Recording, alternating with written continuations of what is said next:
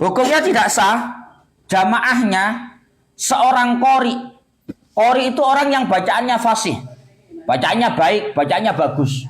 Bermakmum kepada ummi, bermakmum kepada seseorang yang bacaannya nggak fasih, nggak bagus. Ini nggak sah, nggak sah. Ono wong baca fatihahnya nggak bagus.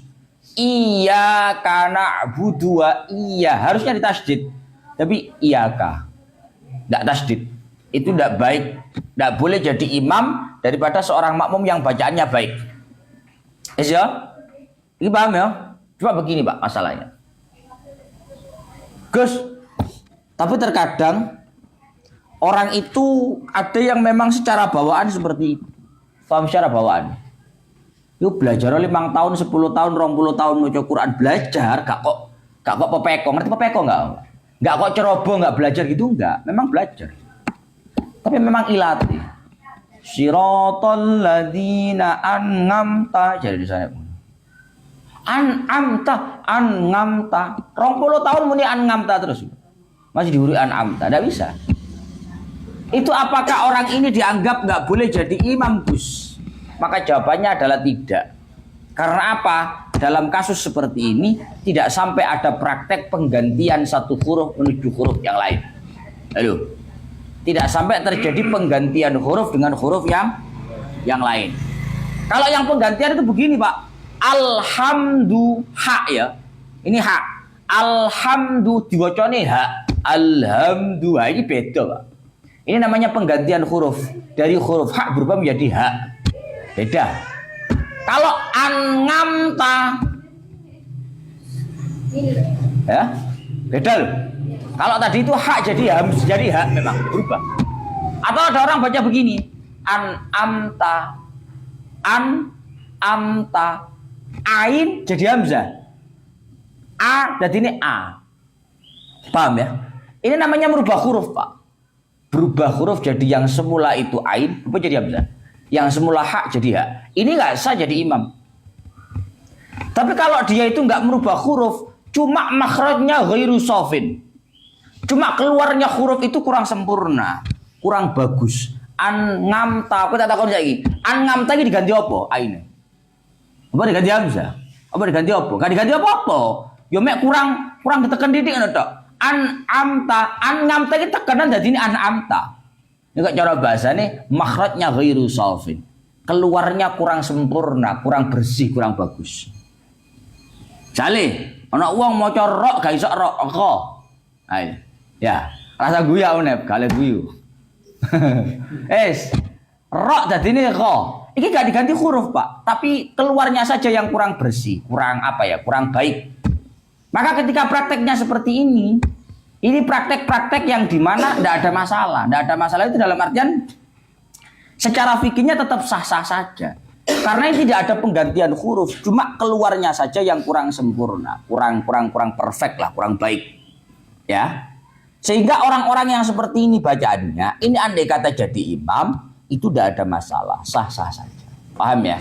Tapi ya tetap kalau memang masih mungkin untuk belajar, ya belajar. Ya, paham ya? Lah, bahasa-bahasa seperti ini tadi, Pak. Bahasa saya ngomong bahwa seorang imam itu tidak boleh merupakan orang yang bacaannya nggak baik, yang jadi makmum bacaannya baik. Itu omongan yang diutarakan untuk orang yang jadi imam. Apa maksudku ora? Aku ngomongin mau ya. Tidak sah jamaahnya orang yang bacaannya bagus bermakmum kepada orang yang bacaannya bagus, nggak bagus. Tidak sah jamaahnya orang yang bacaannya bagus bermakmum kepada orang yang bacaannya tidak bagus. Omongan seperti ini omongan yang diutarakan kepada seorang imam. Orang ngomongin makmum. Apa maksudku enggak? Artinya kalau kamu punya tugas jadi imam, mbok yo rumangsa, ngono lho. Paham ya? Kalau kamu punya tugas jadi imam, kamu mbok ya sadar. Bacaan saya Fatihahnya belum baik. Makmum saya itu bacanya bagus-bagus, fasih-fasih. Berarti saya kurang pantas jadi imam. Tapi ini bukan wilayahnya makmum. Ojo sampai aku jadi makmum marang ngono duding-duding. Kan sampean elek Pak. Ayo, jangan. Apalagi ngomongnya di depan umum, jangan, tidak baik. Faruk misalnya, mari ngaji ini. Wae rapat musola Hayatuddin diomong. Mohon maaf Pak, kalau sore nembe ngaji, tidak sah. Jamaahnya orang yang bacaannya bagus bermakmum kepada orang yang bacaannya tidak bagus. Jenengan biasa bedino ngimami maghrib. Wacane gak tepak belas. Jane omonganmu iki bener, tapi dadine gak paham ya. Karena menasehati itu aku bolak-balik ngomong Pak, bahwa an-nasihah yang namanya menasehati itu tidak di depan umum. Karena kalau di depan umum itu namanya fadhihah, itu namanya mempermalukan. Lek nuturi wong buruk, oh iya pancene wacane gak api, bacaannya gak bagus. Memang pantasnya gak ngimami. Jangan wong loro, ya. Jangan wong loro omong ngono. Ngapunten sanget, kula pun ngempet lami ngono ya. Hah? Jenengan iki kok cara fikih mboten pantes dados imam keranten bacaannya mboten sae. Kula mboten kok kepengin dadi imam utawa iri karo jenengan mboten. Tapi jenengan belajar Fatihah malih kersane lek ngimami saged pantes. Sehingga mboten dadosaken jamaah mboten sah. Titik. Jong arepe wong akeh ladina aman. Lek tujuanmu bener-bener nuturi, apa bedanya nuturi wong loro mek ngarepe wong akeh? Apa padha ya? Justru orangnya akan lebih bisa menerima ketika dinasihati empat mata daripada dinasihati di depan orang paham ya? Wong lek dituturi ngarepe wong akeh, Pak. Ora nampa, sing ngono malah ngamuk. Kon punya aku, Kon. Kok gak ngerti aku sapa? Gak ero, kon sapa? Akhirnya ngono diguyonan. Ora ngono, Mas. Ora ki ngomongi kowe ngene iki tenanan, Pak. Mergo ustaz-ustaz, kiai-kiai kampung yang ada di kampung kamu itu, yang sudah sepuh-sepuh itu yo kalau kamu tiba-tiba menasihati di depan umum itu ya memang tidak pantas. Ngapunten ya jenengan gak enak wacane Fatihah. Biyen Iqra jos pinten jenengan tutuk. Koyo gak tutuk Iqra ngono. Ini gak menarik, Pak. Omonganmu benar tapi salah. Caranya yang salah. Maka sampaikan dengan cara yang. Makanya ngomong-ngomong, konsep ini tadi konsep untuk imam. Imam rumangsa sadar diri yo. Lek makmum piye, Gus? Misale, mohon maaf, kuwi Fatihahmu apik swaramu ki enak swara Mekah ya, Faruk. Hah? Misale. Akhire mergo pakhrajmu enak, fasi swaramu enak. Kowe musmule nang ngene musala Hayatuddin. Sing imami gak awen. Pak, sampean gak pantes blas Pak imami, Pak. Sing pantes imami aku. Aku lek makmum nang sampean dadi imam sembayangku gak sah. Jarine kitab Fathul Qorib iku wala tasihhu qudwatu qari'in bi ummiin. Aku ki qari, orang yang bacaannya bagus. Makmum nang sampean sing ummi, sing bacaane gak bagus, kuwi gak sah. Usah kowe tak dadi imam. Omongan kaya ngene omongan ra tepak, ndak benar. Paham ya? Ya wis kowe dadi makmume wae. Biar kan engkau mari ngomong dengan baik, ngomong disampaikan dengan cara yang baik. Paham ya? Kemudian summa asyara al-musannifu li syurutil qudwah bi qawlihi wa ayyu mawdi'in shalla fil masjid bi salatil imami fihi ayil masjid wa huwa ayil ma'mumu alimun bi salatihi ayil imami bi musyahadatil ma'mumi lahu au bi musyahadatihi ba'da shaffin ajza'ahu ay kafahu dzalik fi sihhatil ibtida'i bi. Kemudian ada sekarang Kiai Musonef menjelaskan tentang syarat-syaratnya berjamaah. Jamaah itu supaya sah, supaya jadi itu ada beberapa syarat yang harus dipenuhi supaya jamaahnya itu sah. Ada beberapa syarat yang harus dipenuhi supaya sholat jamaah ini dihukumi sah. Supaya sholat jamaah ini dihukumi sah.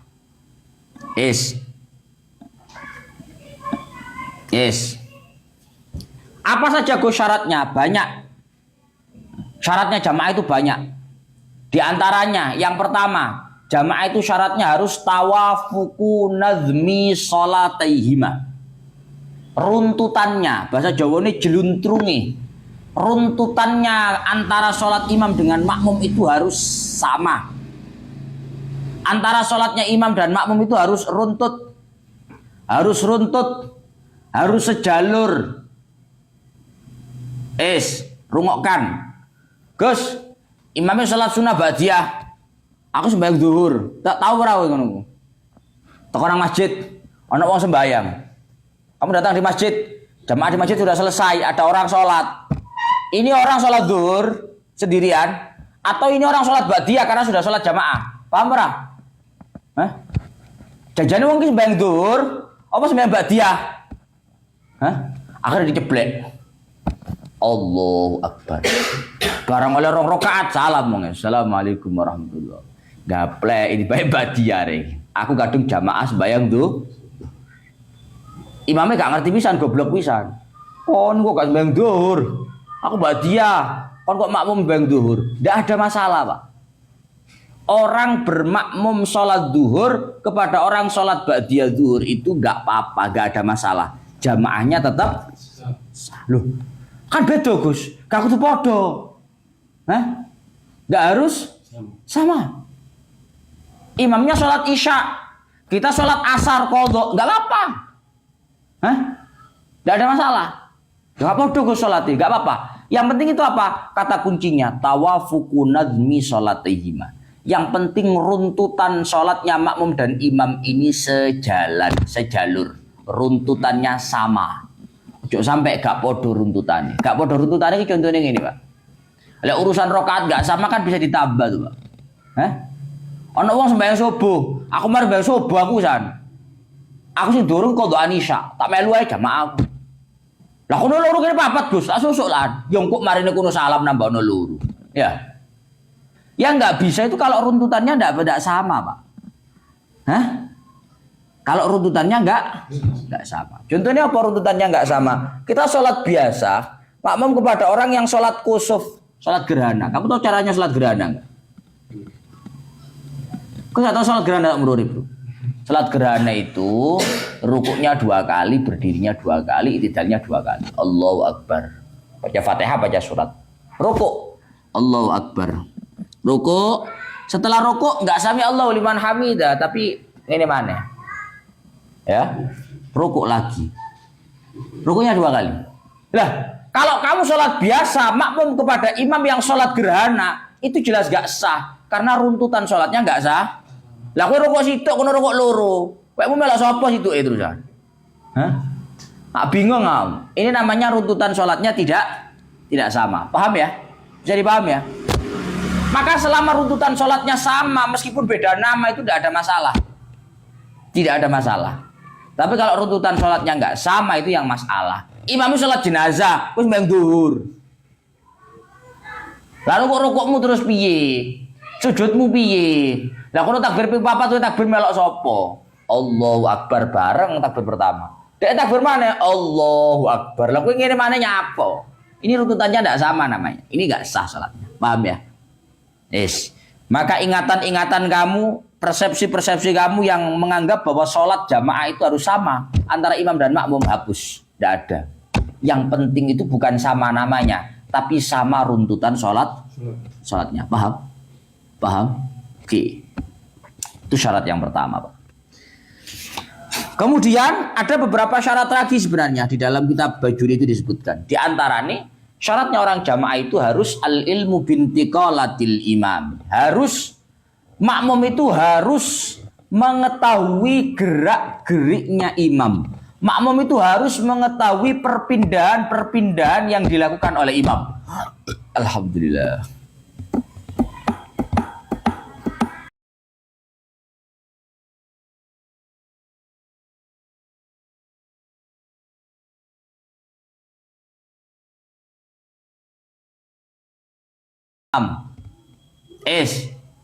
Rungokkan sekarang.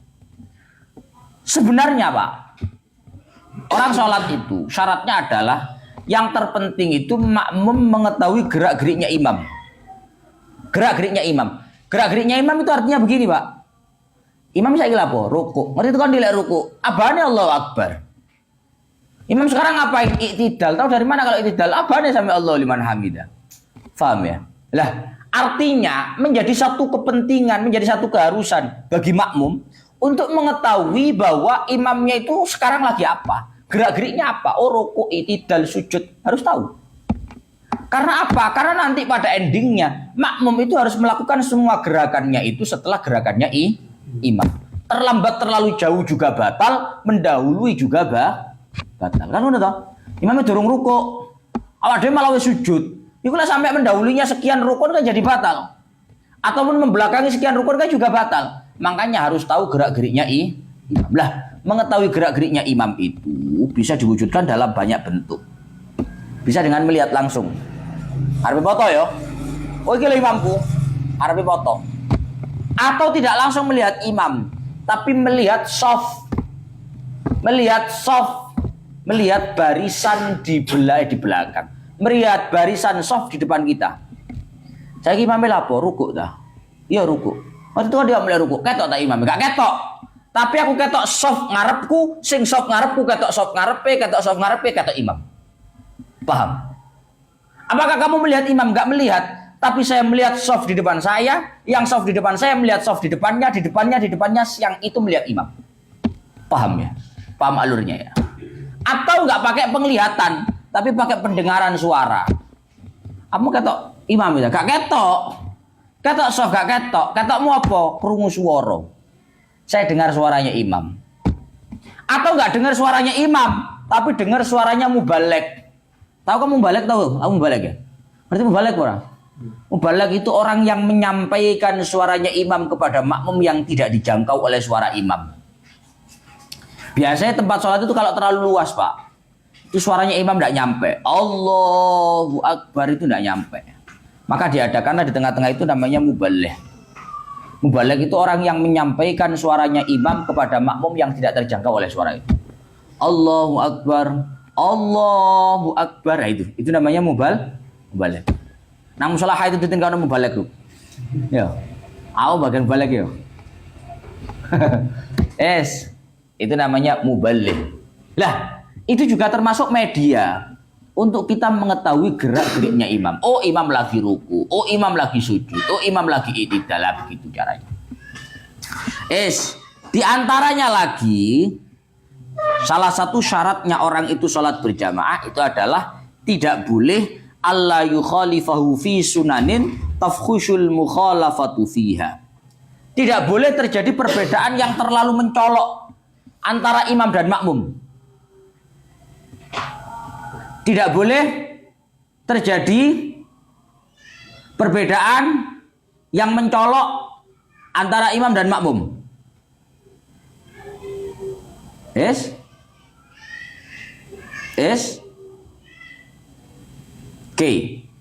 Sekarang tulis Pak. Kita urut tulisan gini. 4 baris. Kan nyekel buku tuh, 4 baris. Sujud sawi, sujud tilawah tulis. Sujud tilawah. Sujud sawi. Ke bawah. Sujud tilawah, sujud sawi. Oke. Tasyahud awal. Kunut. Sujud tilawah, sujud sawi. Tasyahud awal, kunut. Di sebelah kanannya itu tulis melaksanakan meninggalkan. Kowe paham ora diomongi? Melaksanakan meninggalkan. Engko kan dicentang disilang. Kok cara bingung? Ayo, melaksanakan meninggalkan. Nanti kari centang silang. Wes ya. Sekarang yang pertama, sujud tilawah melaksanakan centang dua-duanya. Dicentang dua-duanya. Tak terang ini kira bingung nggak mau apal. Centang dua-duanya sujud tilawah. Sujud sawi melaksanakan centang, meninggalkan silang. Wes? Sujud sawi ya. Kemudian tasyahud awal meninggalkan centang, melaksanakan silang. Oke? Yang terakhir kunut. Kunut itu melaksanakan meninggalkan silang dua-duanya. Kowe ben ra bingung. Kowe tak kei ilmu mahal tapi kowe ngapalane ben ra angel. bagi makmum dan imam itu tidak boleh terjadi perbedaan yang mencolok di dalam sholatnya. Bagi imam dan makmum itu tidak boleh terjadi perbedaan yang mencolok antara imam dan makmum. Lah, di dalam sholat itu ada beberapa kesunahan, Pak. Ada beberapa kesunahan di mana makmum itu apakah harus melakukan ketika imam melakukan? Halo? Apakah harus melakukan ketika imam melakukan? Apakah harus meninggalkan ketika imam meninggalkan? Atau boleh berbeda dengan imam? Kepudeng berada mengini. Artinya apakah ketika berbeda dengan imam ini dianggap perbedaan yang mencolok? Nah itu keterangannya. Satu, sujud tilawah. Kamu tahu sujud tilawah enggak? Tahu sujud tilawah enggak? Pokoknya ono ayat. Kalau ada ayat yang kamu biasanya baca subhanallah walhamdulillah wala ilaha illallah wallahu akbar, itu namanya ayat sajdah. Lah orang itu kalau baca ayat sajdah, disunnahkan untuk sujud tilawah, baik di luar sholat maupun di dalam sholat. Paham? Nah, misalkan imam kamu baca ayat sajdah, terserah lah ayat sajdah apa. Fasabbih apa ayatnya? Pokoknya ayat sajdah lah. Aku rapal sekali, aku rasa mikir aku. Lah kowe ora iso mikir aku. Baca ayat sajdah imamnya. Akhirnya setelah baca ayat sajdah, imamnya sujud tilawah. Allahu Akbar. Bagas bingung. Loh, wong ki mau surat tak moro-moro lho sujud piye ceritane? Orang ini habis baca surat kok tiba-tiba sujud. Ini sujud apa ini? Ini sujud tilawah. Sekarang pertanyaannya, makmum wajib nggak mengikuti imam itu? Wajib nggak? Wajib ikut ketika imam melaksanakan sujud tilawah. Begitupun ketika imam meninggalkan sujud tilawah, makmum juga wajib mengikuti imam meninggalkan sujud tilawah. Artinya kalau imam baca ayat sajdah, kemudian imamnya nggak sujud tilawah, bagi makmum nggak boleh melakukan sujud tilawah karena imamnya meninggalkan sujud tilawah. Karena sujud tilawah itu termasuk sunnahnya sholat yang bagi makmum wajib mengikuti imam di dalam melaksanakan atau meninggalkan. Paham berapa ini? Makanya kita kayak ngono mau cara lali-lali aja. Sujud tilawah itu menjadi kesunahan yang makmum wajib mengikuti imam, baik imam melakukan ataupun meninggalkan. Kalau imamnya melakukan, makmum harus melakukan. Makmum nggak boleh meninggalkan. Kalau imamnya meninggalkan, makmum wajib meninggalkan, nggak boleh melakukan. Karena sujud tilawah itu termasuk sunnah yang makmum wajib mengikuti imam baik melaksanakan atau paham? Paham jadi Faruk. Ono ngono ne penak cepet kamu. Diomongi ora apal-apal dedel. Yang kedua, sujud sahwi. Sujud sahwi. Saya kita pertanyaan Pak. Di dalam sholat tadi lupa, ada satu kejadian yang lupa tidak dilakukan. Tasyahud awal misalnya. Berarti kan nanti di akhir sunnah sujud sahwi. Ternyata imamnya itu tahiyatul barakatuh sholatu thayyibatu lillah fil alamin innaka hamidum majid. Assalamualaikum warahmatullah. Imamnya enggak sujud sahwi. Makmumnya ngene lho, enggak sujud sahwi arek iki. Sekarang pertanyaannya, makmum boleh enggak melakukan sujud sahwi? Halo? Boleh. Makmum boleh enggak melakukan sujud sahwi? Boleh.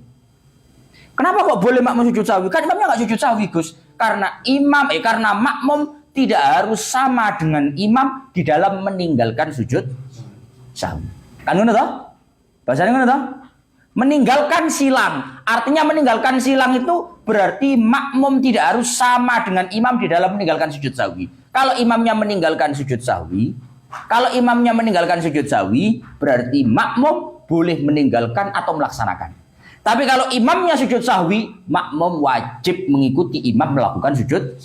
Udah sampai ngene, imamnya sujud sahwi.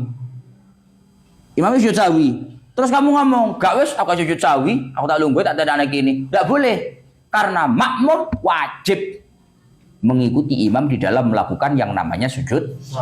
Paham ya? Enak tono ngono ne. Kowe gandani ilmu mahal ngawur.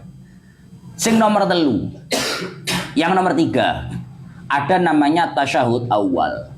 Tasyahud awal itu merupakan kesunahan yang makmum itu wajib melakukan di dalam jangan ngomong. Tasyahud awal itu merupakan kesunahan yang makmum wajib mengikuti imam di dalam Di dalam catatanmu piye toh? Kowe iki domong ya. Meninggalkan.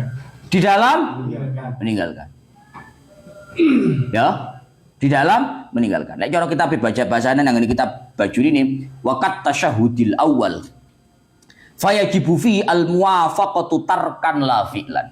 Tasyahud awal itu termasuk kesunahan sholat yang makmum wajib menyamai imam di dalam meninggalkan tasyahud awal, tapi tidak wajib menyamai ketika melakukan tasyahud awal. Imam nggak tasyahud awal, jadi setelah sujud yang kedua di rakaat kedua berdiri. Kowe malah subhanallah, subhanallah ngono. Imam memang ngarah balik, wong kadung ngadeg pisan. Kembali malah batal. Wes tak tasyahud ijana aku. Karena aku ngadeg enggak boleh. Tasyahud awal itu termasuk kesunahan yang manakala imam melakukan, maka makmum boleh melakukan atau tidak. Tapi manakala ditinggalkan oleh imam, makmum wajib meninggalkan. Karena sujud, karena tasyahud awal itu makmum wajib menyamai imam di dalam Tapi kalau imamnya melakukan nggak wajib sama. Paham maksudnya ya? Misalnya, kowe longgo ora iso, Pak. Kamu duduk nggak bisa. Sehingga setelah sujud yang kedua, kamu langsung berdiri. Ya, paham ya? Itu tasyahud awal. Tasyahud awal itu tarkan la fi'lan. Yang terakhir itu adalah kunut. Yang terakhir itu adalah kunut. Kalau kunut itu merupakan kesunahannya sholat yang la tajibu al muwafaqatu fihi la fi'lan wa la tarkan. Kalau kunut itu merupakan kesunahan yang bagi makmum tidak wajib mengikuti imam baik meninggalkan atau melaksanakan. Mohon maaf, ada imam nggak kunut, kamu kunut boleh nggak? Boleh, Gus. Boleh. Gus sembahyang nang masjidnya wong sebelah, orang sebelah, kelompok-kelompok yang nggak kunut. Dia langsung sujud, kamu kunut. Ojo dodo tapi ben gak ketinggalan dodo. Kunut sekadarnya saja. Rabbana ighfir lana wa li ikhwanina alladhina sabaquna bil iman wa la taj'al fi qulubina ghillan lil ladzina amanu. Ngono. Mari beres.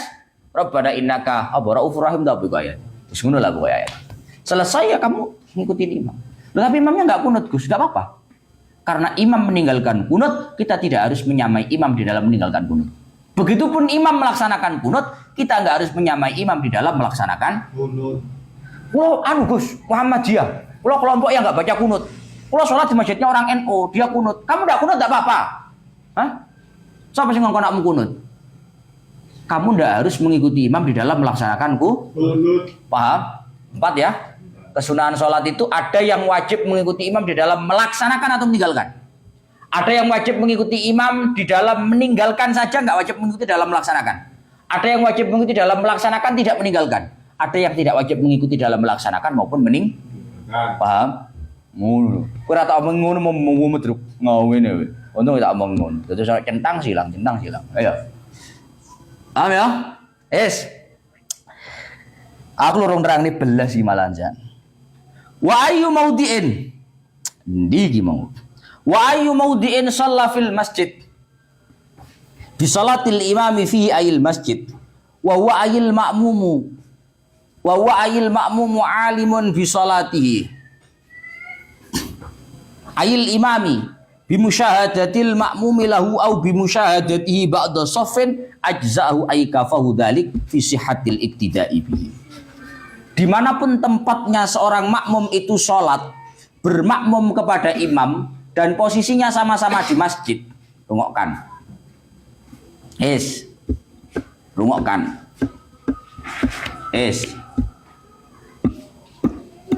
Dimanapun makmum posisinya bermakmum kepada imam, dimana berdua sama-sama di masjid. Makmum di masjid, ini bahasa gampangnya. Makmum di masjid, imamnya di masjid, sama-sama di masjid. Maka dimanapun letaknya makmum itu ada, maka hubungan jamaahnya itu sudah sah. Apa maksudnya Bora?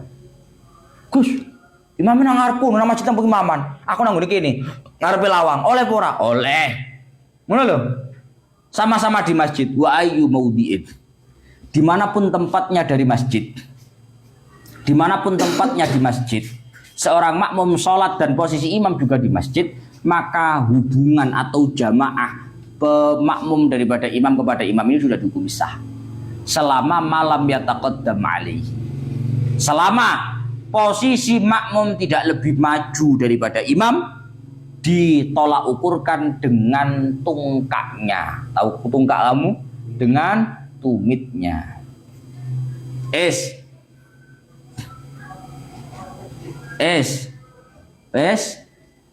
Makmum wajib untuk posisinya tidak lebih maju daripada imam. Tolak ukurnya adalah tumitnya. Pun gini Pak sekarang. Gus, saya sholat di masjid, imamnya juga di masjid. Sah nggak Gus? Tapi di depan saya ini nggak ada makmumnya sama sekali. Tidak masalah. Tidak ada masalah. Jamaahnya tetap sah. Tolak ukurnya yang penting makmum posisinya tidak lebih maju daripada imam. Titik. Tidak lebih maju itu yang ditolak ukurkan apa Gus? Tumit. Kamu tahu tumit nggak? Tungkak, ngerti tungkak ora? Jajal tungkak pi. Tungkak iburi gitu Pak, belakang. Kenapa kok yang dijadikan tolak ukur itu tumit? Karena kaki orang itu beda-beda, Pak. Lah sing didadekne tolak ukur kuwi ngarep. Wah, sikile wong ora sing 37, 35, 38, 39. Ora sing 44, sikilku 44, Pak. Lah sing didadekne tolak ukur ngarep.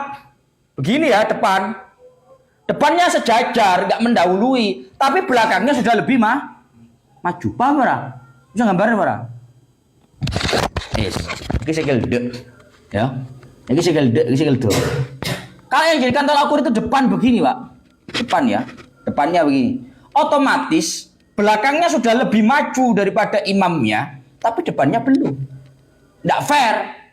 Yang namanya sejajar itu yang jadikan tolak ukur yang belakang, Pak. Itu loh. Hah? Tumitnya. Maka tumitnya tidak lebih maju, sholatnya tidak batal. Tapi kalau lebih maju, batal sholatnya. Paham? Paham, guys? Hei. Paham ora, guys? Fa in taqaddama alihi bi aqibi fi jihati lam tad'aqid salatu. Kalau sampai posisi makmum lebih maju daripada imam dengan tumitnya, maka sholatnya makmum menjadi batal karena posisinya lebih maju. Fa in wala tadurru musawatuhu li imamihi. Kalau sejajar gimana, Gus? Pengen gawel. Ya ora gawel. Kadang ini memang tempatnya ndak ada, Pak. Paham ora? Hah? Tempatnya memang enggak ono. Ono iku latare omah sing ukurane iku pas sak meter. Cara sembayang ya ngono kuwi. Hah? Cara Faruk jamaah ambek Bagas. Nang latare omah di depan rumah yang itu ukurannya cuma 1 meter menghadap ke barat. Dari Faruk, munduran gas. Munduran ya apa? Ini sak meter dul, gak iso. Akhirnya apa? Sholatnya sejajar. Tumit sama tumit itu sejajar. Boleh gak Gus? Boleh. Tidak ada masalah. Ya cuma ya makruh ngono tok ae. Tapi nggak batal sholatnya. Yang batal itu kalau posisinya lebih maju. Paham ya? Wa yundabu takhallufu an imamihi qalilan. Wala yasiru bihadza takhallufu munfaridan anis shaf hatta la yahuza fadilatal jamaah. Sebaiknya disunahkan, dianjurkan bagi seorang makmum itu posisinya lebih mundur sedikit dari imam. Ingat-ingat, dianjurkan, disunahkan bagi makmum itu posisinya lebih mundur sedikit dari imam. Bahasanya apa mau? Lebih mundur sedikit. Artinya sejajar itu makruh. Kalau mundurnya terlalu jauh itu nanti akan kehilangan fadilah jamaah. Akan kehilangan fadilah jamaah. Jamaah ki sak prese ngono lho, Mbah. Sak meter sujud gak awakmu? Iso go sak meter. Ya wis sak meter wae. Gak usah jarak 2 meter. Jarak 3 meter. Jamaahnya tetap sah, tapi kamu nggak mendapatkan fadilah jamaah. Karena apa? Karena fadilah softnya hilang, keutamaannya softnya hilang. Paham maksudnya? Paham maksudnya enggak? Paham maksudnya enggak? Jadi posisi makmum itu di belakang imam, tapi jangan terlalu jauh. Karena kalau terlalu jauh nanti fadilahnya jamaah jadi hilang. Kenapa kok fadilah jamaah hilang? Karena fadilah soft tidak kita lakukan. Apa itu bentuknya? Yaitu tidak terlalu jauh dari imam. Biasanya kan ono Pak, masjid-masjid itu sing mohon maaf, pengimamannya ambek makmum iki adoh. Pengimamannya gede-gede, Pak. Paham ya? Pengimaman loh, mihrabnya itu besar, Pak. Dadi aja tuh imam ku mau maju jarake karo makmum pertama paling ono 2 meter 3 meter. Hah? Lek musala Hayatuddin yo dempet, musala sakmono. Ora ngomong kuwi aku. Mau masjid-masjid gede-gede lho. Ora sing ngono kuwi. Jarak. Ya. Nah, itu nanti konsekuensinya kehilangan fadilah jamaah. Pun lah besok saya jelaskan panjang lebar. Wa in shallal imamu fil masjid sampai lanjut besok ila akhir Allah alam. Ini tak jelasnya panjang lebar.